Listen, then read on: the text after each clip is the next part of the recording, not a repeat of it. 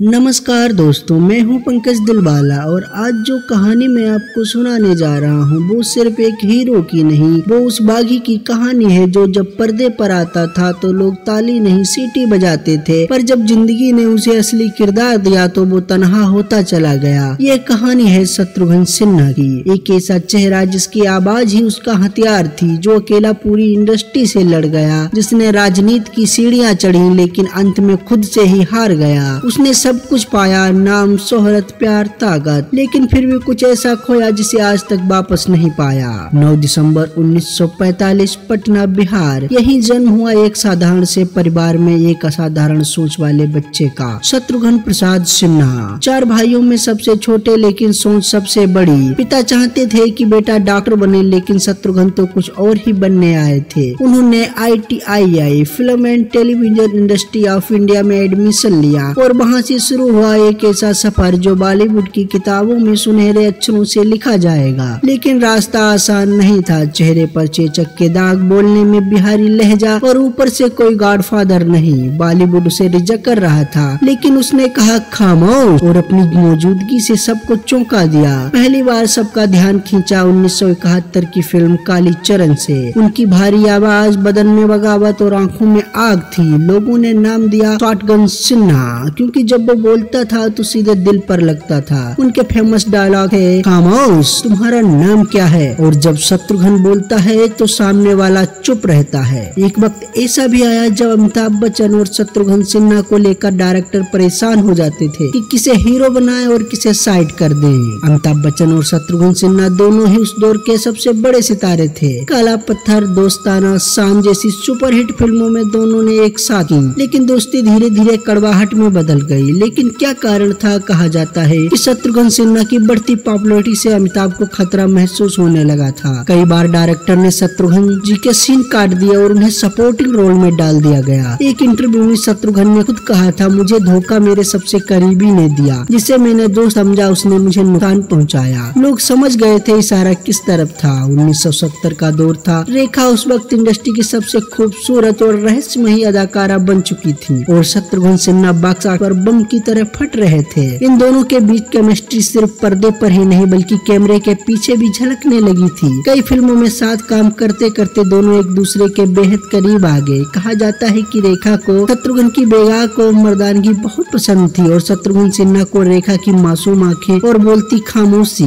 लेकिन इस कहानी में एक और ट्विस्ट था। शत्रुघ्न सिन्हा पहले से ही पूनम सिन्हा से शादी कर चुके थे, एक खूबसूरत अभिनेत्री और बेहद शांत स्वभाव की महिला। जब उन्हें रेखा और शत्रुघ्न की नजदीकियों के बारे में खबरें मिली तो उन्होंने कोई हंगामा नहीं किया, कोई प्रेस कॉन्फ्रेंस नहीं, कोई खुलासा नहीं, बल्कि वो चुप रही। उन्होंने अपने बच्चों और परिवार को बचाने के लिए इस प्यार को निगल लिया। शत्रुघ्न सिन्हा ने बाद में खुद भी माना कि अगर कोई औरत उनके जीवन की असली ताकत रही तो वो पूनम ही है। और शत्रुघ्न सिन्हा ने कहा कि मेरे गलत फैसलों को उसने झेला पर कभी मुझसे सवाल नहीं किया। 1990 के दशक में शत्रुघ्न सिन्हा ने राजनीति की दुनिया में कदम रखा। बीजेपी ने उन्हें गले लगाया और वो पार्टी के सबसे दमदार चेहरों में एक बन गए। पटना साहिब से सांसद बने। अटल बिहारी वाजपेयी और लाल कृष्ण आडवाणी के बेहद करीबी रहे। उनकी गर्जना भरी आवाज और सीधा तेवर राजनीति में भी काम आया, लेकिन ये दुनिया फिल्मों से कहीं ज्यादा खतरनाक थी। 2014 में जब नरेंद्र मोदी का तूफान आया तो बीजेपी में नई पीढ़ी का राज शुरू हुआ। शत्रुघ्न सिन्हा को दरकिनार किया जाने लगा, न टिकट मिला न मंच। उन्होंने कई बार मोदी सरकार की आलोचना की, यहाँ तक कि बीजेपी के मंच से कांग्रेस के नेताओं की तारीफ करने लगे। परिणाम बीजेपी ने उनसे किनारा कर लिया और शत्रु जी को मजबूरी में कांग्रेस पार्टी ज्वाइन करनी पड़ी। लेकिन कांग्रेस में भी उन्हें वो इज्जत नहीं मिली जो वो कभी अमिताभ बच्चन से छीन लिया करते थे। अब न फिल्में थी, न राजनीति, न कोई स्थायी जगह। टीवी डिबेट में उन्हें पुराने दिनों की याद दिलाने वाले सवाल मिलते, पर नई पीढ़ी